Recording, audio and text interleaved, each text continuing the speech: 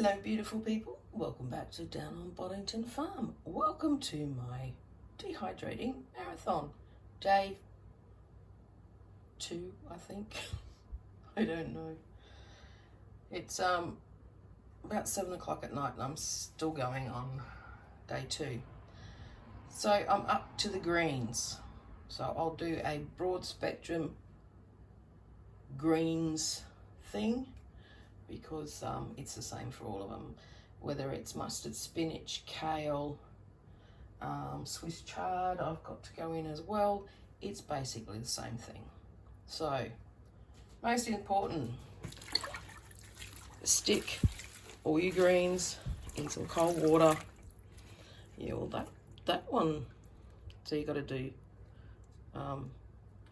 quality control. That one, you know, chooks are getting that one.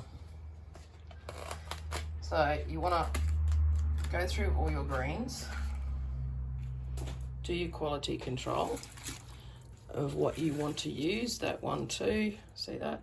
You don't want to use that. So that goes into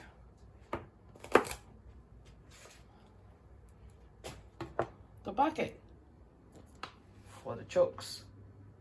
Now you can dehydrate the stems if you wish. I'm not doing it right now because I've got so much produce to get through and I've still got eggplants and pumpkins to do. So yeah, let's see how I'm feeling on the weekend. I think I've got to start training agent. Yeah, can't use that.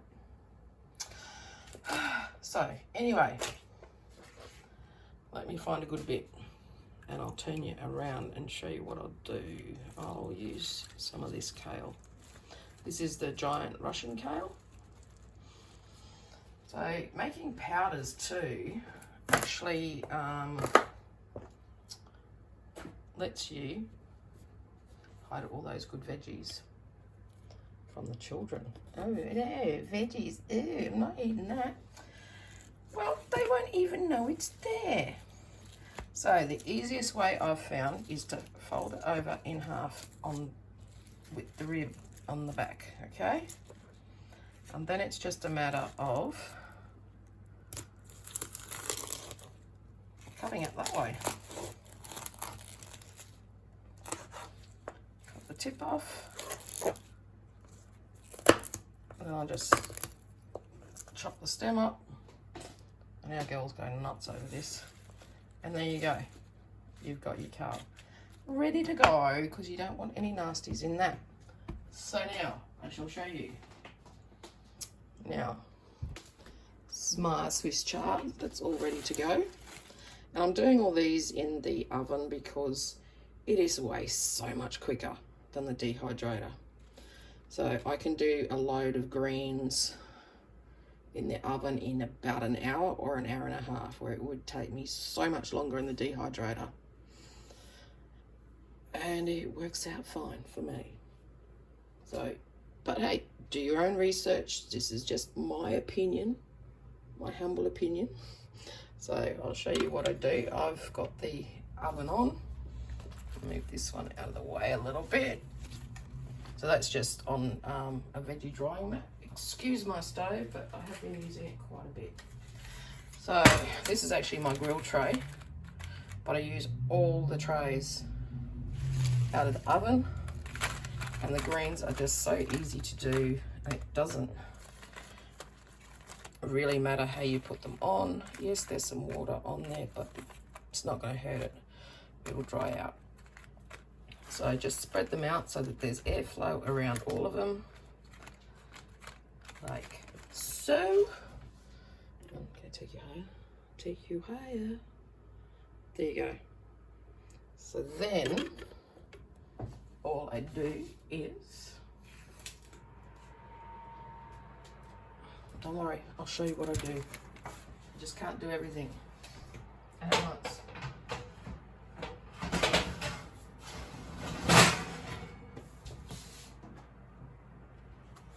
How many nasty comments am I going to get about the state of my stove? And you know what? I really don't care. Alright, I'm just taking out my other trays. from the oven. So there we go. I've got that one up on the top like that. My oven's on 100 on a fan, and then all I do with my oven door is I use a little bit of tape to keep the door open, because if I don't, and the slant of my house, the oven door will keep opening. We just want a little crack in there to let the air circulate out. So what do I do from there? Come over to my other station. I've got stations everywhere. All right. So this is where hang on, turn you around. This is where I do all my grinding. You all know, well, if you've been here before, my grinder. The other bits of my grinder are dirty because I've just done the tomatoes. So this here, see that jar here? That actually has nearly 9 kilos of mustard spinach in it. And you can add that into smoothies, into stews, you name it, you can add it in. And you can hide the veggies from the children. So I'm starting to get a little bit of a collection up of powders, which is awesome because it takes up way less space in my pantry. So I'm doing more of them. I dehydrated all that from eggs today, well, yesterday and today, and of course the tomatoes, and that was a full jar of dried tomatoes from last year that I'm trying an experiment on. So there you go.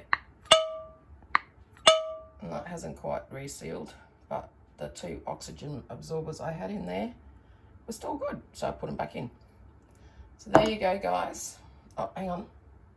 I forgot one vital step, didn't I? That's because of tidying, and I'm tired.